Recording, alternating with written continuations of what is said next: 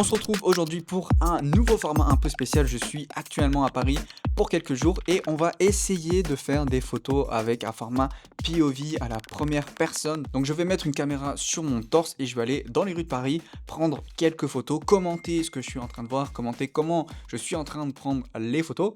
Et ensuite, on passera pour une ou deux photos, les meilleures photos du shoot. On passera sur Lightroom et on va voir un peu ce qu'on peut en faire, comment on peut les développer et est-ce que c'est intéressant ou pas. Aujourd'hui, le temps est nuageux, on est à Paris, donc on va voir ce qu'on peut en sortir et j'espère que ça va te plaire. C'est parti, on se retrouve à la première personne dans les rues de Paris. Il va falloir être très actif.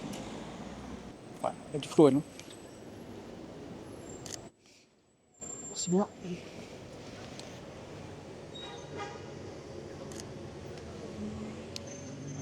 C'est difficile à la fois de marcher, prendre les photos, sachant que ça enregistre en même temps, quoi. Du coup, je galère un peu. Mais on essaye. Ok, on va essayer de shooter cette voiture. On va se mettre en mode photo, c'est mieux. Non, c'est pas mal, avec le passage piéton, les lignes de force. On essaye. Traverse rouge pour moi. On peut essayer de shooter la meuf devant. Manteau noir. On va augmenter la vitesse 200, 1 sur 400 et on va la shooter comme ça. Catch. Ok, la dame qui traverse. Compliqué. La dame qui va rentrer, une des dames qui rentre. C'est parfait. Yes, j'ai pas fait exprès. Non, c'est pas ouf. Si tu aimes le rendu des photos que tu es en train de voir, j'ai utilisé mon pack de presets qui est entièrement gratuit. Tu peux utiliser le lien dans la description pour le télécharger et accéder aux 9 presets qui sont dedans.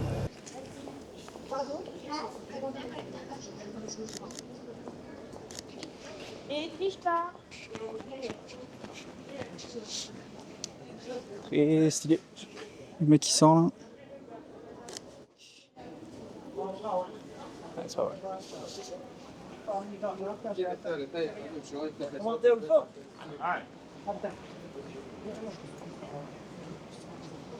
On a le petit marché. Très stylé, la dame à la caisse. Bon, cadre à l'arrache. La lumière est bien là. Ça va éclairer les gens. Très sympa, on essaie de petite règle de tir. Rien de fou. Bon, la poussette c'était pas terrible pour les enfants. Oh, là c'est pas mal. Je sais pas si on voit bien. J'espère on voit. C'est capturé. J'ai l'impression que quand je prends la photo, ça tord mon t-shirt. Ça tord la caméra aussi, l'angle. Donc j'espère que ça va rendre. C'est assez grand angle quand même. Je parle tout seul dans la rue, j'ai pas l'air fou. Ok, elle a du flow. On capture.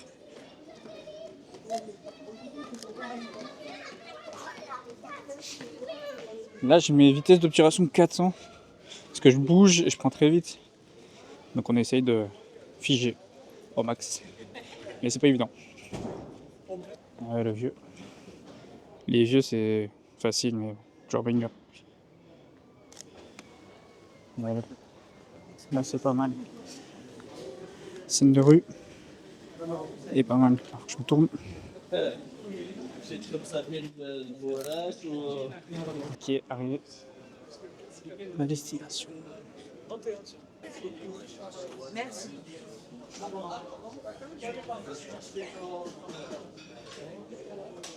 Bonsoir. C'est une table réservée au nom d'Antoine. Ok. C'était combien de personnes? Je crois on est 6. Ouais, là-bas je le vois. Allez, Merci. pas de nouvelles silence pour la Salut. Hop. Quel le vrai photographe. Ça va? Et toi? Ça va? Ça va? Ça va? Ça va? Salut Théo, ça va et toi? Ça va, ça va. Je suis un peu en retard, désolé. Tu passes là, c'est bon? Ouais, j'ai des trucs allumés, faut que je... C'est ça que je veux voir, tu vois. Je me suis dit, j'en profite. Il arrive, il a 2 micros. Là, il y a plus le temps, là, il y a plus le temps.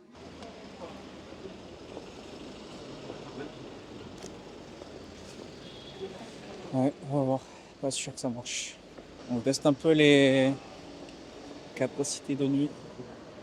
On va voir si c'est bon ou si c'est de la merde. On espère que c'est bon. Ok, essayons ça. Alors, on va attendre qu'il y ait les gens. Pas baisser la vitesse. Quelqu'un qui est pile devant. Ok, on voit quelque chose.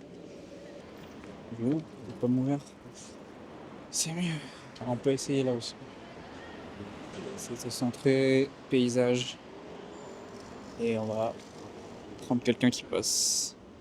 Comme ça, mise au point sur eux.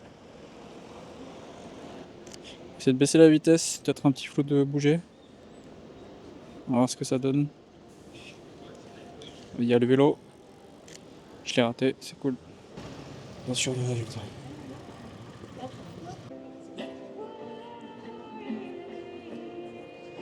Alors, est-ce que là on peut choper des trucs? Il y a les lumières, mais il n'y a personne. C'est dommage.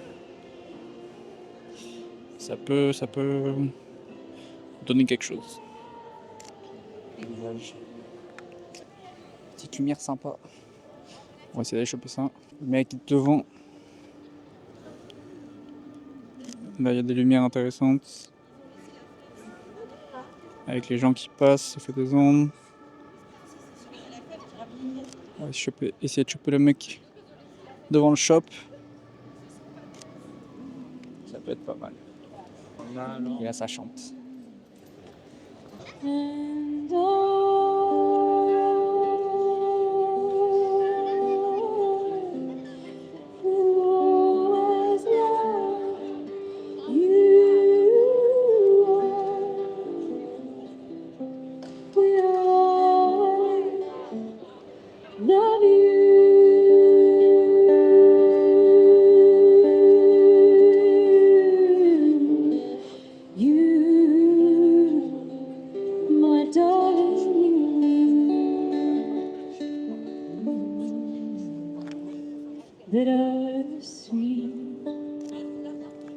Se placer derrière. Elle. Et là, ça peut rendre stylé. On va se baisser.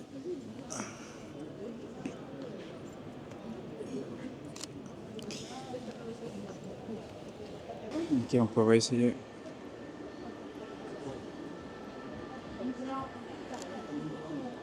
Plutôt grand angle.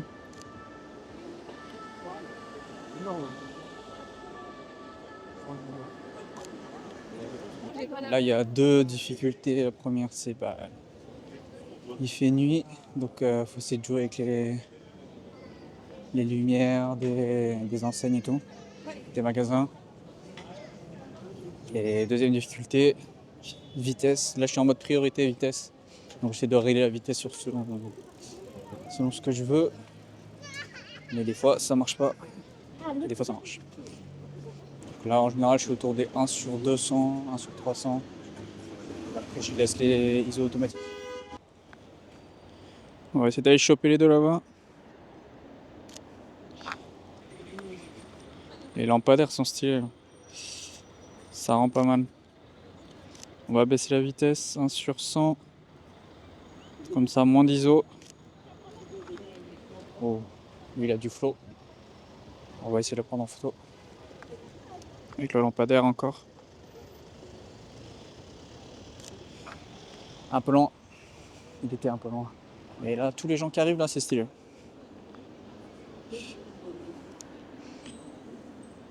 On va se mettre sur 1 sur 160.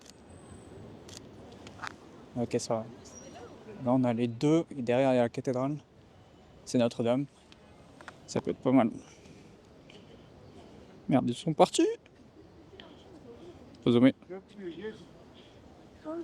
C'est pas mal. On va enlever le panneau. On va les placer à droite.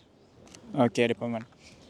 On va traverser les bords de Seine et on va arriver devant Notre-Dame. Oh, très stylé.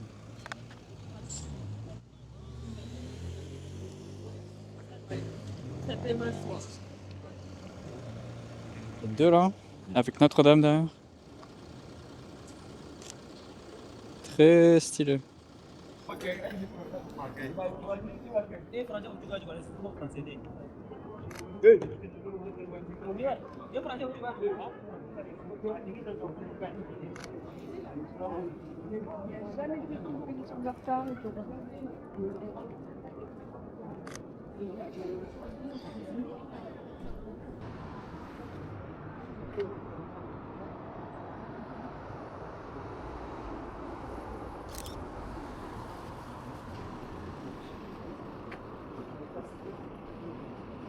Là c'est pas mal.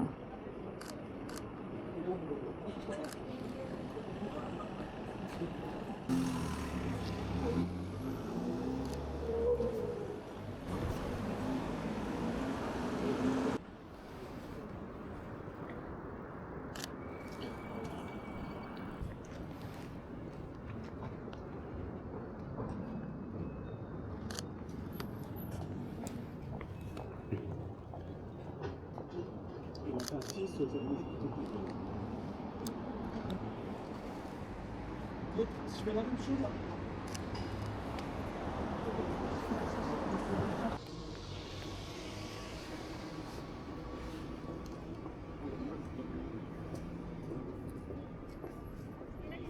Là on va juste attendre qu'elle passe.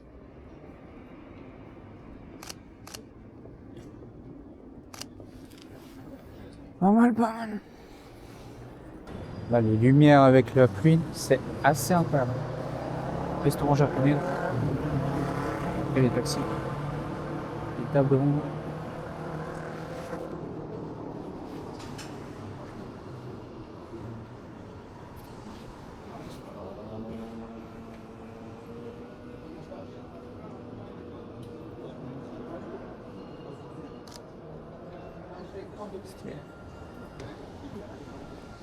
On se retrouve au chaud et sur l'ordinateur pour développer une photo. Je l'ai déjà fait dans le cadre de la vidéo, mais je vais le refaire devant toi pour que tu comprennes exactement ce que j'ai fait et comment j'ai obtenu ce rendu là. Si tu as aimé d'ailleurs toutes les photos que tu as vues et les développements que j'ai fait, c'est grâce à mon pack de presets que tu peux télécharger gratuitement avec le premier lien dans la description. Et dans le pack, tu retrouveras mes 9 presets que j'ai créés spécialement avec beaucoup d'attention pour avoir des rendus très spécifiques.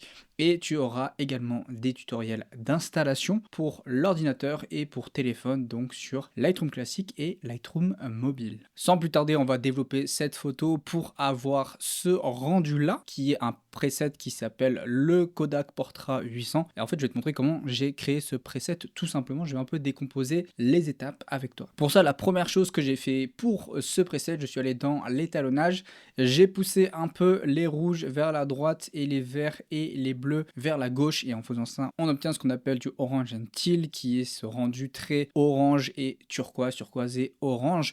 Ici je vais pas le pousser autant, je vais mettre le rouge à environ plus 10 et le vert à moins 25, et pareil à peu près pour le bleu, afin d'avoir un teal and orange qui soit assez subtil mais qui ait quand même un effet intéressant. Le teal and orange, il va prendre les rouges et les pousser vers le jaune orangé, et ensuite pour les verts et les bleus, il va les pousser, les tirer vers du turquoise. On peut voir par exemple ici sur cette zone, tout ce qui est ici qui était bleu à la base va devenir légèrement plus turquoise, et en faisant ces réglages on a aussi un peu plus de peps au niveau des couleurs dans l'image. Ça va pousser très légèrement la saturation des couleurs, et ce que je vais faire pour contrebalancer un peu, parce que là c'est quand même assez bleu et par rapport à l'image de base, j'aimerais désaccentuer légèrement ça, donc je vais baisser un peu la saturation autour des moins 15 à peu près. Ensuite, ce qu'on va aller faire, c'est on va aller dans le color grading, et pour le Kodak Portra 800 que j'ai créé, qui essaie de mimer un peu ce rendu du Kodak Portra 800, tu peux aller voir des exemples sur internet.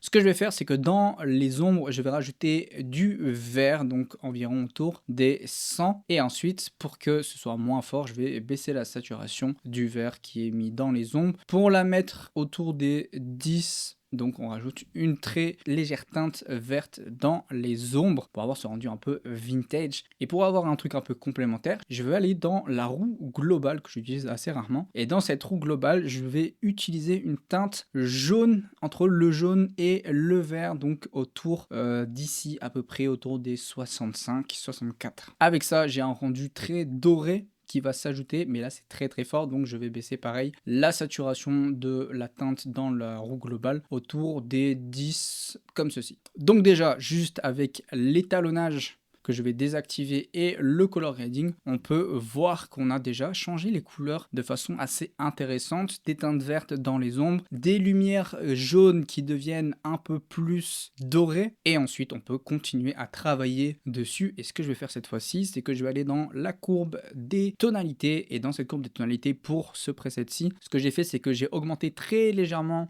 le point dans les ombres environ ici pour récupérer un peu de détails, et ensuite je suis allé chercher le point tout en haut à droite qui est le point des blancs que j'ai baissé légèrement pour diminuer l'intensité, la puissance du blanc dans l'image. Ici ça va être les lumières très très lumineuses, donc en fait ici, et je baisse ce point environ autour des 228. Donc avec cette courbe, ce qu'on a fait, on remonte les ombres et on diminue les blancs, on a donné un effet un peu plus doux à l'image, on récupère un peu de détails et on a des blancs qui sont beaucoup moins lumineux et puissants, qui vont être un peu écrasés. Autre étape pour avoir ce rendu au niveau du mélangeur de couleurs, j'ai baissé les turquoises autour des -10, -15, je sais plus exactement, mais dans cette image, bon, très peu d'impact. Par contre, je vais aller baisser les bleus, donc ici c'est notre seule zone un peu bleue, je les ai baissés autour des -30 il me semble, et du coup ça va avoir une incidence globale sur l'image. Si j'enlève la saturation ou j'augmente la saturation des bleus, on voit très clairement sur quoi ça agit, et moi ce qui m'intéresse c'est cette zone en particulier, et dans les autres photos sur lesquelles je vais utiliser le Kodak Portra, c'est de désaturer les bleus, donc autour des -30 environ. Au niveau des réglages de base, pas grand chose que fait ce preset, il va juste augmenter un peu l'exposition, ajouter un peu de contraste autour des +10, et ce qui va être important de faire pour ce preset et le rendu que je cherchais à avoir, c'est baisser déjà les hautes lumières, qu'elles soient beaucoup moins présentes. Donc on n'aime pas. Ici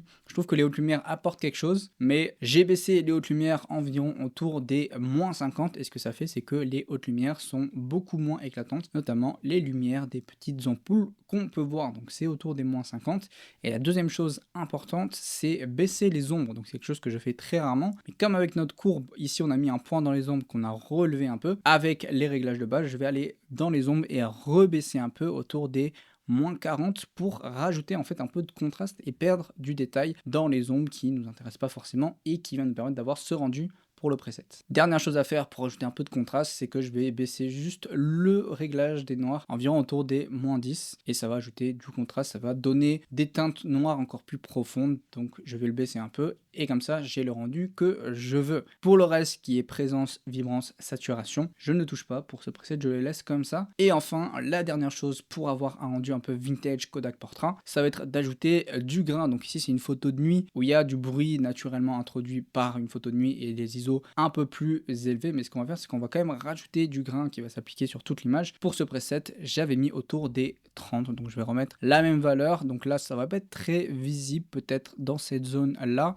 c'est sans le grain, et là c'est avec le grain, donc très léger parce que c'est une photo de nuit, mais sur des photos de jour c'est beaucoup plus parlant. Avec ça on a terminé toutes les étapes pour créer le preset Kodak Portra 800. Donc ça c'est mes réglages que j'ai fait avec toi, et si je clique sur le preset Kodak Portra 800, on voit que ça l'a appliqué, et la différence c'est très minime parce que j'ai repris quasiment les mêmes réglages. Donc là c'est Kodak Portra 800 que j'avais créé moi de mon côté, et pour la vidéo c'était cette étape là. Donc on voit que les jaunes sont un peu plus orangés, j'ai peut-être oublié quelque chose, mais dans l'idée on reprend ce même rendu. Je suis allé voir pourquoi c'était légèrement différent au niveau des jaunes et de la couleur qui en ressort. C'est que ce que j'ai fait moi, c'est que j'ai baissé le bleu primaire dans l'étalonnage à -20, alors que dans le Kodak Portra je le baisse à -28, ce qui va changer très légèrement. Si je prends ce -20 et que je le mets à -30, on voit que les jaunes sont un peu plus orangés, donc c'est subtil, mais la différence sur mon écran se voit. J'espère que la capture vidéo permet de s'en rendre compte. Très rapidement je vais te montrer le rendu en pleine journée de ce preset pour que tu vois comment ça peut s'appliquer. Donc on va prendre par exemple cette image qui n'est pas développée, ou celle-ci qui n'est pas